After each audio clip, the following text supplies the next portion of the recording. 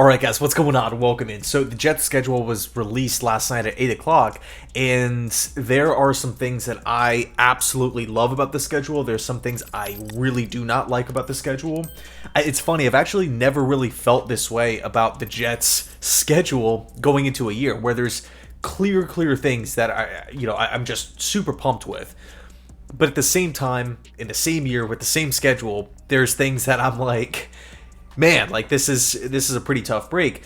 But I think, there's been a pretty big pushback from Jets fans with the cons or negatives with the schedule. Number one, first is the amount of primetime games that the Jets have, right? The Jets are actually number one in football. They're tied for first with 6 primetime games. But personally, I bumped that number up to 7 with the London game. Why? Because I view the London game as a primetime game, because there's no other, there's not 3 or 4 other games taking place at 9 a.m. or 9:30, whenever the typical kickoff is. It's just the Jets. In this case, it's just going to be Jets-Vikings on that day in that time slot. So, there's that whole argument, right? Man, the Jets have a lot of primetime slots, but that comes with being a projected good team, right? You see the Bills, you see the Chiefs. The Chiefs, I feel like they're always in primetime. Dallas, always in primetime. Eagles, always in primetime. Big markets typically get the nod there. And the Jets, check both of those boxes. Projected good team and a massive market. But another complaint was the rest time in between games, right? I mean, even in the first 3 weeks, we are Monday night football against the Niners, short week Titans. After that, by the way, short week away Titans, then another short week home New England Patriots on Thursday Night Football. People have talked about, the home opener being on Thursday Night Football in week 3. People have talked about, having really in the first 12 weeks of the schedule, only 2 1 o'clock games on Sunday. And by the way, I was actually doing a stream last night with Tyson from Let's Talk Jets Radio, and he made a really good point. It kind of just went right over my head when I was looking at the schedule initially, because I'm always looking at the schedule, just kind of naturally, who are the Jets going to be playing.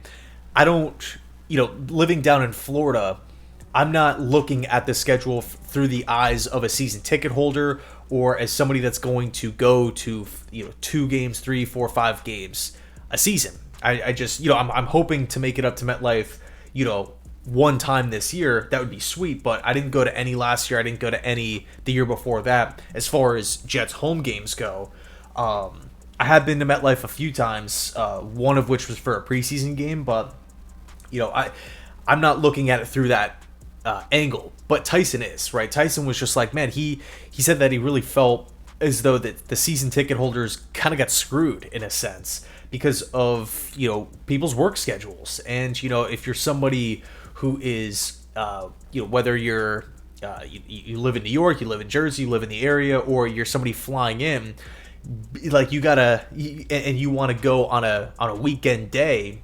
we don't have many to kind of pick from.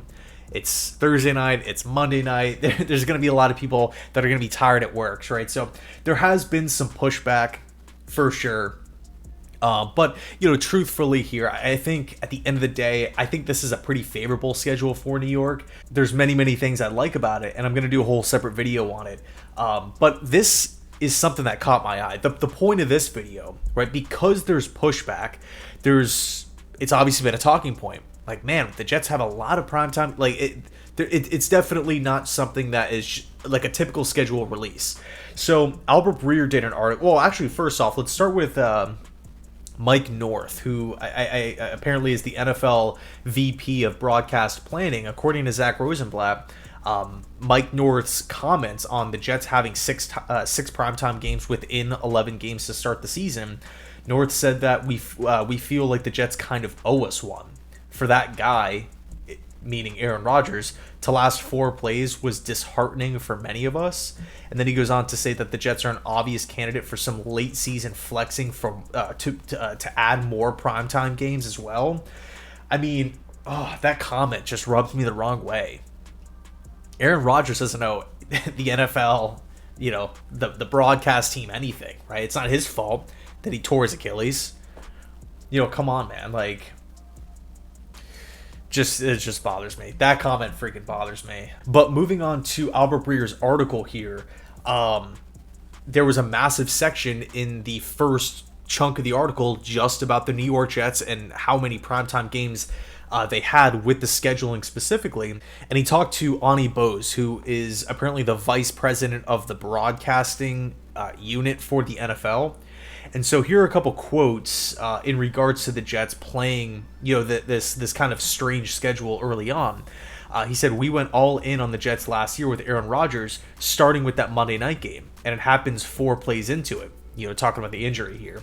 They were playing the Chiefs early on and the Eagles. They had great matchups. The reality is we built a lot of our schedule around the premise that everybody gets a shot at Aaron Rodgers and the Jets. It's the New York market. If they're a successful team given the drought, it would be such a great story, and it kind of fell apart. On the other hand, despite that, viewership was up. The Jets are still a solid team at their core. We talked a lot about that. How do we go into this year? He's coming off a big injury, but at the same time, it's still Aaron Rodgers. It's still the New York market. They still play in the AFC East. They still play the 49ers in Houston and a bunch of big games. And I really don't think that anybody's complaining about having primetime games, right? It comes with, again, being a projected good team. If you have Aaron Rodgers on your team, of course, we all know how the NFL, where the NFL is going. They push points. They push quarterback play, the superstars and whatnot. I mean, we're seeing rules that are just completely tailored towards offensive players. It's so hard to play defense nowadays because of this. So, nobody is sitting here complaining about primetime games. It was inevitable. But I think what irritates Jets fans is that it feels like it's overkill, right? Especially coming off last year, too, where it felt like overkill, but you got it with the hype. Then you have the injury to Aaron Rodgers, and the Jets have to go through this train wreck of a schedule. Now we're hitting 2024, and it's like, man, they're the primetime games, the scheduling and whatnot. It's definitely weird, I would say. So it's interesting to kind of get these behind the scenes, behind the curtain types of looks, at people that have decisions, that have choices in this regard. But I'll say this, I mean, glancing at the schedule, there's so many things I like about it. I like this nice little homestand that we have from week 9 really through week 13. 4 out of those 5 weeks we're going to be at home. One of in our road game is against the Arizona Cardinals, a team that on paper we should beat. It's not a guarantee that we're going to win, but I like playing Arizona in that little stretch. So that's a nice solid window in the middle parts of the schedule. I'm also happy with the teams that we play early on in the season. I think the biggest thing for me was starting fast, and I think the Jets have a really, really good opportunity to start fast based off of the teams that we're playing. Again, we're talking about this in May. We'll see what happens.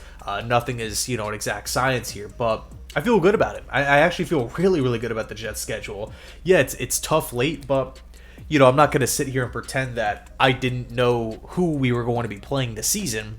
We had the home and away splits. It's not like we, originally had like Carolina on the schedule and they're like, oh, you know what, let's take them off and put San Francisco in week 1. We knew that these were the teams that the Jets were going to play. It was just a matter of when, what day exactly, and how many primetime games.